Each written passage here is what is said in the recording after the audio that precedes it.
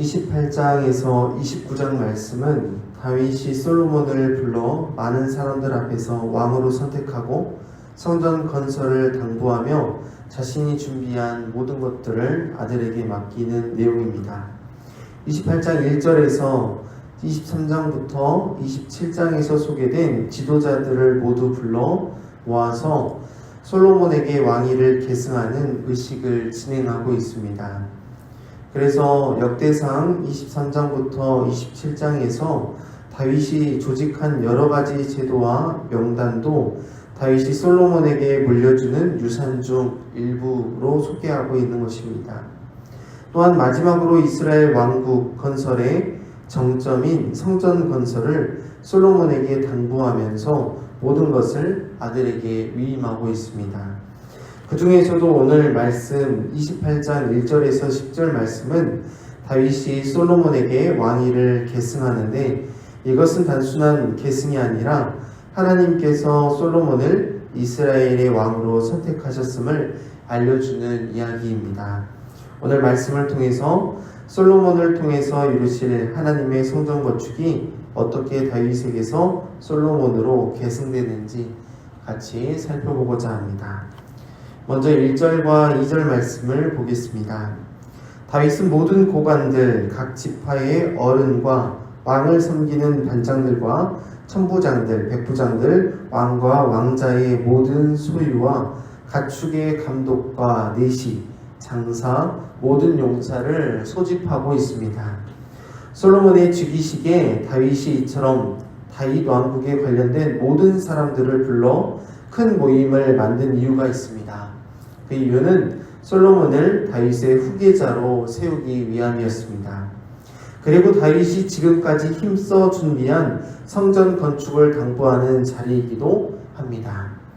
다윗은 많은 사람들 앞에서 연설을 시작하는데 자신이 성전 건축을 위해 모든 것을 준비했지만 하나님께서 막으셨다. 그 이유를 2절과 3절 말씀에 기록하고 있습니다.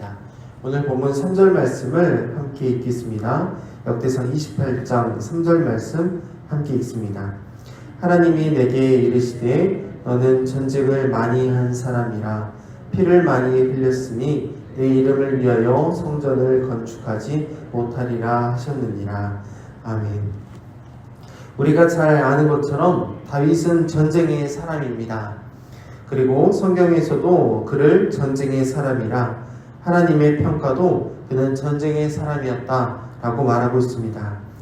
그 즉슨 사람을 너무 많이 죽였기 때문에 성전 건축을 하나님께서 금하셨다라고 3절 말씀에 기록합니다. 하나님께서 다윗을 통해 성전 건축을 금지하셨는데 다윗은 자신의 역할에 대해 하나님의 말씀에 순종하면서 하나님께서 택한 솔로몬을 통해 성전을 건축하시도록 많은 사람들 앞에서 많은 사람들이 모이는 회중 앞에서 솔로몬에게 자신이 준비한 모든 것을 넘겨주고 있는 것입니다. 이어서 5절 말씀에 보면 다윗은 하나님께서 솔로몬을 이스라엘 왕으로 선택하셨다고 고백합니다.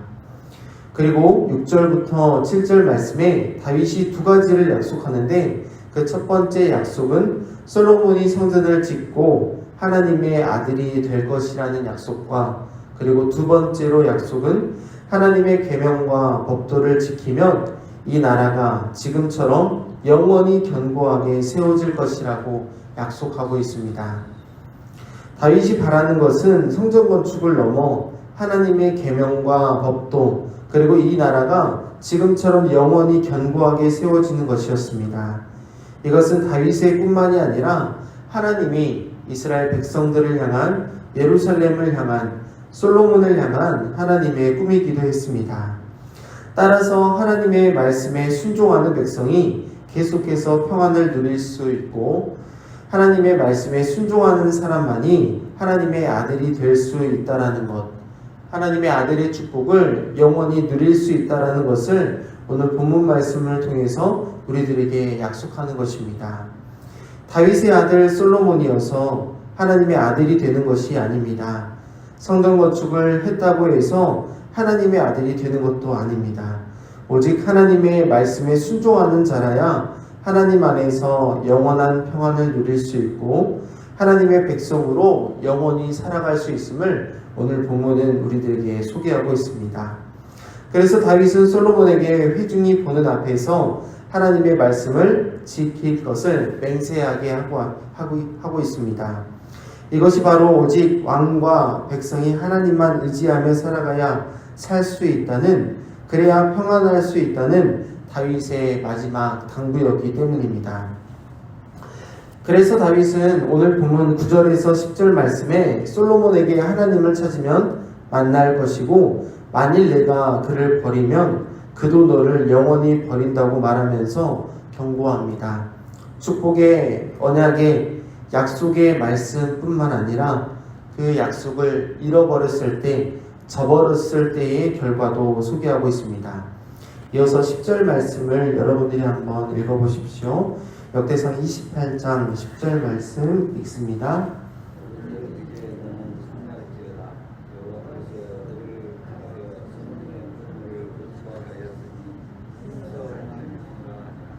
아멘.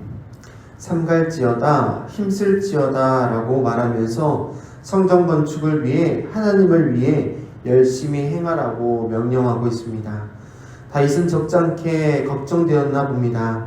하나님의 뜻을 위해, 하나님이 주실 평안과 백성을 향한 온전한 나라를 위해 거듭 당부하면서 솔로몬에게 두려워하지 말고 성전 건축을 힘써 행하라 라고 당부합니다.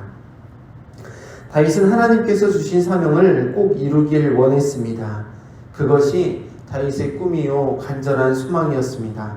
비록 자신을 통해 이루지 못하지만 솔로몬을 통해서 이루실 하나님의 일을 기대하며 하나님께 순종하는 본을 끝까지 보였습니다.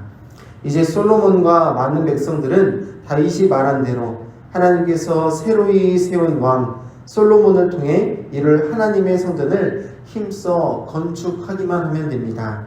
그리고 하나님을 찾고 주의 율법과 계명을 지키면서 지금처럼 하나님이 주시는 영원한 평강 가운데 견고하게 나라가 세워짐을 믿음으로 바라기만 하면 됩니다.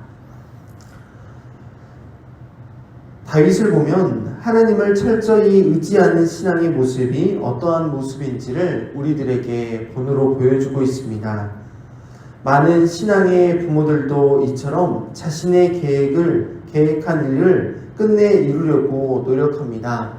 자신의 노력, 세상을 향한 노력이기도 하지만 자녀를 향한 계획도 있습니다.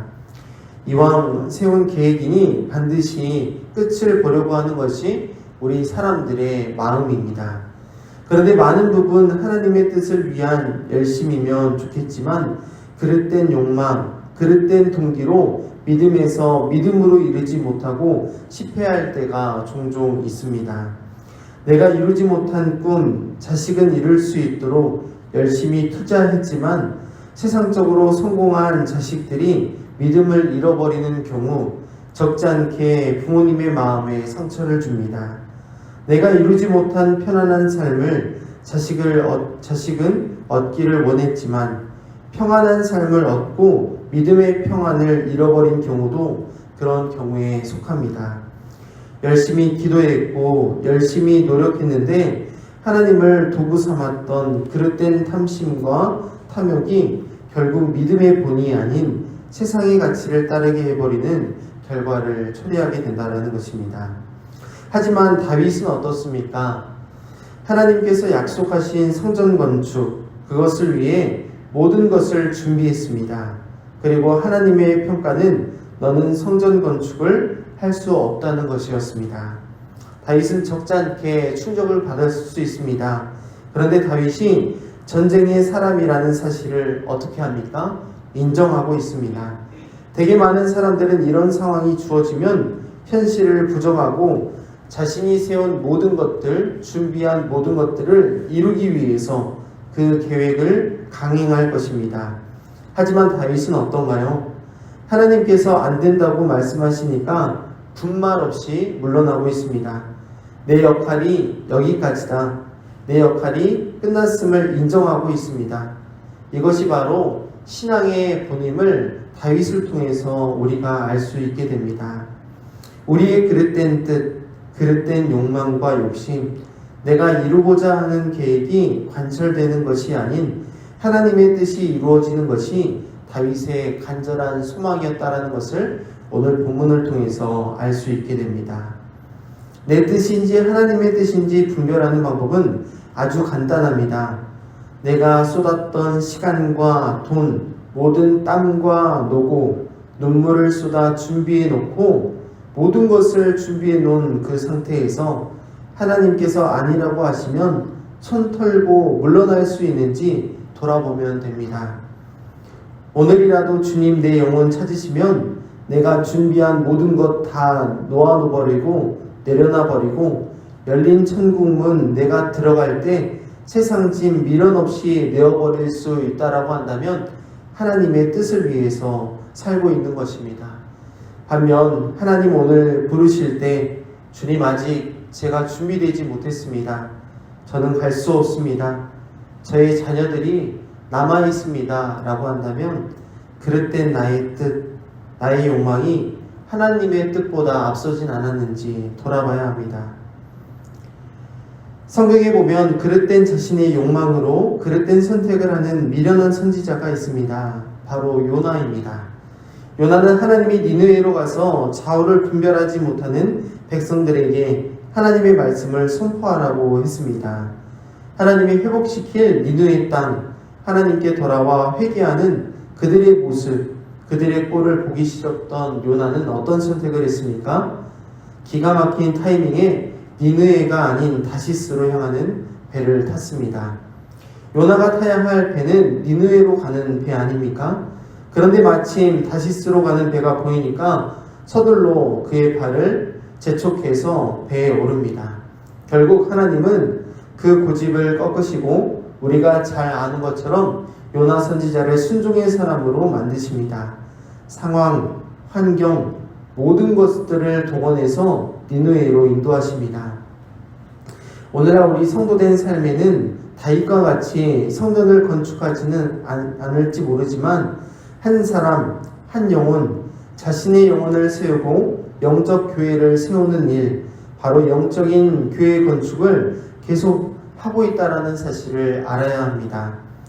이처럼 그 일을 위해서 하나님은 하나님의 열심으로 요나처럼 다윗처럼 사용하기 위해 우리를 끊임없이 순종의 사람으로 만들어 가심을 우리는 인정해야 합니다.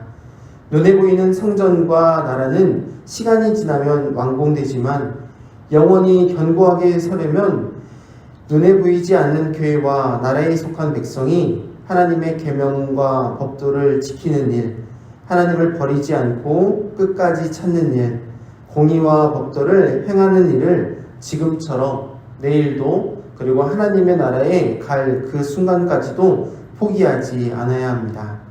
그래서 다윗은 솔로몬과 많은 사람들에게 당부하면서 하나님을 지금처럼 찾으라, 그리고 지금처럼 하나님을 의지하고 공의와 법도를 행하라 라고 말씀한 것입니다.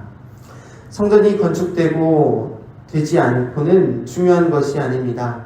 하나님을 찾고 하나님을 떠나지 않는 것이 더 중요한 일임은 다윗이 알았기 때문에 다윗은 그의 아들 솔로몬에게 이처럼 당부했습니다.